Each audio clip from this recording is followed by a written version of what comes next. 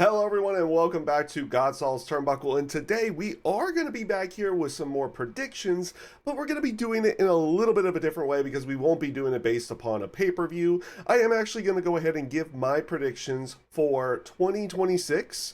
What we're going to go ahead and do here is I'm going to give three WWE predictions and three AEW predictions. I'm also going to go ahead and do early predictions for the Royal Rumble and Money in the Bank.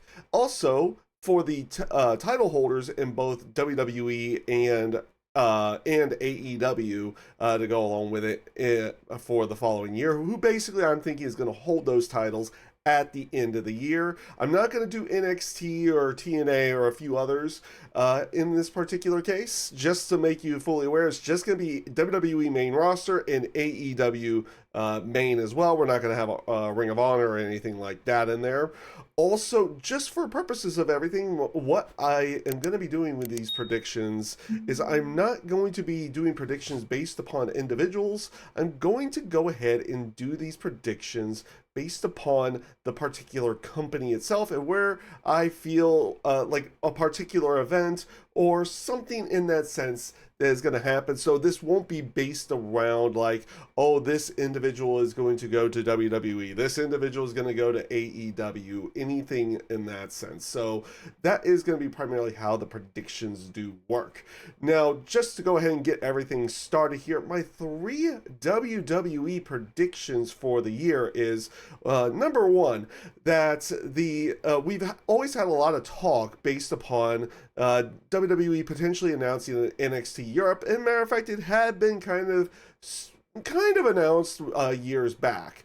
But my prediction for this year is that we will not hear anything about NXT Europe throughout 2026, and it's also going to basically end the talks for that particular brand, and they will not start anything with NXT Europe. There, I guess, is the potential that maybe they purchase a company or something like that, but I feel like they'll keep the name of the company that particular way, but it won't necessarily be, an NXT Europe style thing. Number two on this one is that WWE will not have a draft in 2026. Over the past years, especially during the past administration when Vince was in there was always a draft to kind of shake up the rosters, everything in that sense. I don't feel like they're gonna do a WWE draft. Now, do I feel like you'll see wrestlers move between SmackDown, Raw, and NXT? Absolutely. But there won't be a WWE draft event itself. It's just one of those things where I think you're kind of seeing it towards the end here of 2025 to go along with it. You're having like NXT people become free agents and they're going to sign to either Raw or SmackDown. I bet you're going to have aspects of people moving from Raw to SmackDown or SmackDown to Raw, anything in that sense as well. But I don't feel like they are going to do a full-on draft event. And the final one here is that WWE will not buy TNA Wrestling. I feel like they will probably keep the partnership going. I'm not sure how long. I believe the last time they made mention to it is that it was a multi-year partnership that was announced in 2025.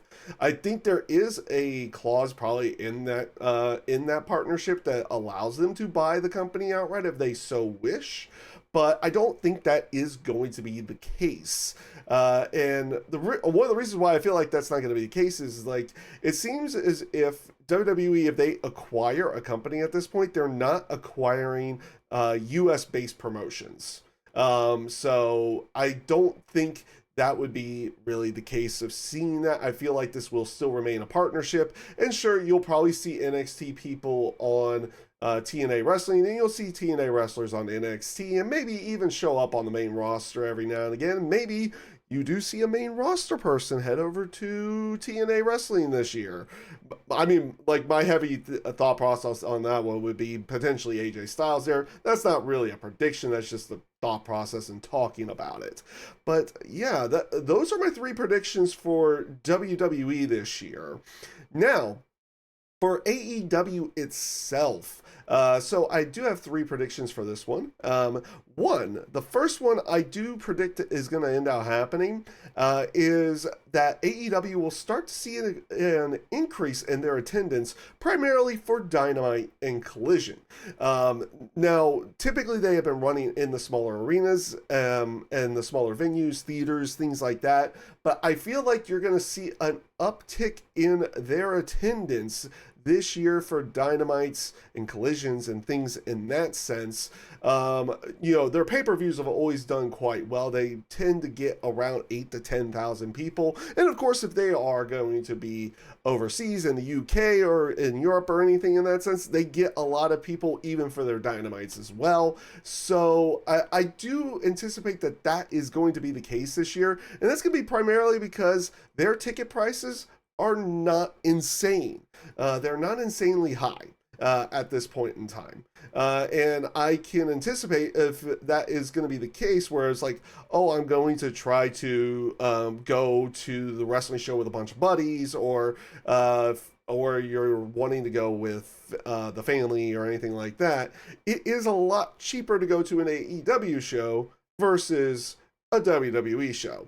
Though I would say WWE is still probably a little bit more family friendly than AEW, because AEW does use more hardcore matches, more blood, things in that sense. But in the sense of, if you're gonna want to go out with a bunch of your friends or anything like that, or a bunch of your wrestling buddies or anything like that, it's just a cheaper option to go to at this point. And I can imagine, with the fact that they are keeping their ticket prices rather low versus where WWE's are like immensely high, you may see a little bit of a trend for Dynamite being the show to go to for a weekly television show. Just saying for that one. My second prediction for AEW is that AEW will bring back the unified title, which they just got rid of because it was unified between the international and continental titles. They will bring back the unified title in 2026, only to split it back up before the end of the year. That's right. Now, there's probably really an easy way for them to go ahead and do that, and that would be they reunify the international and the continental title, or maybe they do it with the national title and the continental title. I don't necessarily know.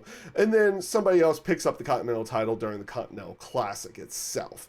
So that is going to be where I do feel they're going to do something like that again. It's like, I know there's a lot of talk about championships, and trust me, like, all the companies have way too many championships at this point in time. I mean, people do tend to kind of complain more about AEW side. I did take a quick look at it, and actually when going through this to make my predictions for championships, especially on main roster side, AEW has 10 titles, 5 of which are like singles titles on the men's side, and then WWE has 11 titles, and that's just amongst both the brands that go along with it. But there are still 11 championships that are either through singles or through tag teams on WWE side. So technically they have more on their main roster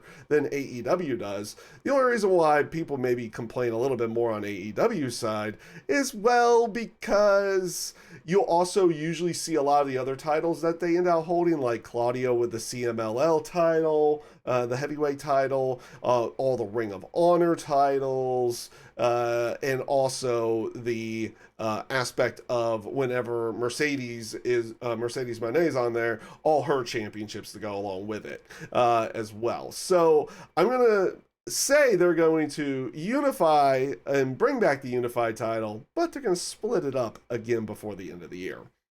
And for my third one, I also see AEW doing something different with the Continental Classic.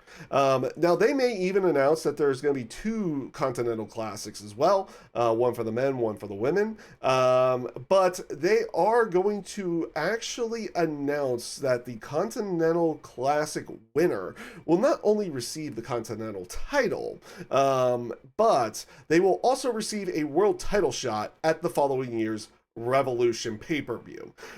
It's at this point in time that yes, the Continental title, it has its own rule set, everything in that sense, and I do actually enjoy the Continental Classic and that tournament style as well.